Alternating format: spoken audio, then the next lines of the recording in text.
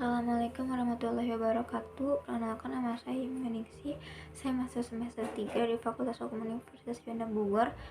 Di sini saya mau mereview hukum pidana pertemuan ke-14 dan juga 15 yang diampu oleh Ibu Prof. Dr. Haji Heni Nur Aini SHMH dan Bapak Emrendi Ardayandi SHMH, yaitu mengenai pengulangan tindak pidana atau recidive. Yaitu pengertian recidive adalah seseorang yang melakukan tindak pidana dan telah dijatuhi hukuman pidana dengan suatu putusan atau vonis dari hakim yang telah mempunyai kekuatan hukum tetap atau Ingresh van Gewicht, kemudian melakukan lagi suatu tindak pidana. Jadi hampir sama dengan concursus realis, yaitu melakukan lebih dari satu tindak pidana. Perbedaannya adalah dalam recidive telah ada putusan atau vonis hakim yang mempunyai kekuatan hukum yang tetap yang berupa pemidanaan terhadap tindak pidana sebelumnya.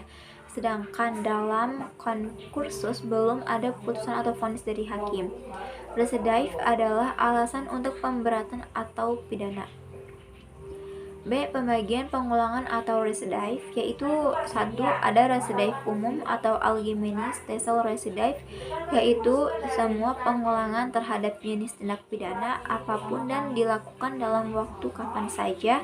Pengulangan merupakan alasan pemberatan, jadi tidak diisyaratkan jenis tindak pidana yang dilakukan maupun tenggang waktu pengulangan. Dengan demikian tidak dikenal daluarsa residif atau pengulangan jenis umum. Ini tidak dikenal dengan Kitab Undang-Undang Hukum Pidana.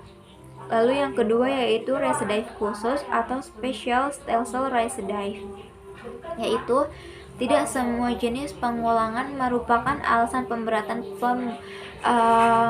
pidana, hanya dikenakan terhadap pengulangan yang dilakukan terhadap jenis. Lalu selanjutnya recidive menurut KUHP, yaitu pengulangan atau recidive tidak diatur secara umum dalam buku 1 KUHP tentang ketentuan umum, tetapi secara khusus untuk tindak pidana tertentu diatur dalam buku 2 dan buku 3 KUHP. Lalu selain itu KUHP juga mensyaratkan tenggang waktu pengulangan tindak pidana tertentu. Dengan demikian KUHP mengenal sistem recidive khusus. Artinya pemberatan pidana hanya dikenakan pada pengulangan jenis-jenis tindak pidana tertentu saja dan dilakukan pada tenggang waktu tertentu.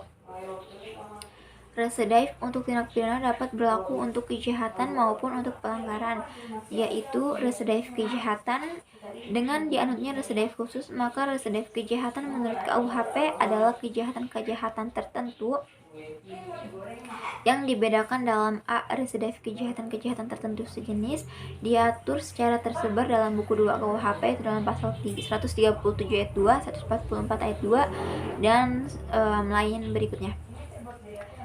Lalu selanjutnya itu syarat-syarat recidive adalah 1. Kejahatan yang diulang harus sama atau sejenis dengan kejahatan terdahulu. Lalu yang kedua, antara kejahatan yang terdahulu dan kejahatan yang diulangi harus sudah ada keputusan hakim yang berupa pemidanaan yang mempunyai kekuatan hukum yang pasti dan juga tetap. Lalu ketiga, pelaku kejahatan dalam menjalankan kejahatannya harus merupakan pencaharian. Lalu pengulangannya dilakukan dalam tenggang waktu tertentu yang disebutkan untuk pasal-pasal A. 2 tahun sejak adanya keputusan hakim yang pasti tetap, B. 5 tahun sejak adanya keputusan hakim yang pasti.